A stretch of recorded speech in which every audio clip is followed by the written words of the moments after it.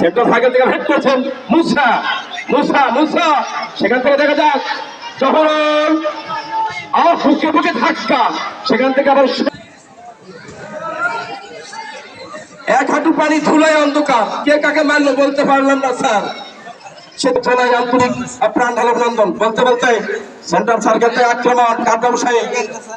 এখনো পর্যন্ত কোন দলই কাঙ্ক্ষিত ফলাফল কোন বিপদ নয় খেলার ফলাফল কাঠ ব্যবসায়ী শূন্য এবং মোকাম ব্যবসায়ী শূন্য দুর্বল্লা শট থেকে হেড করলেন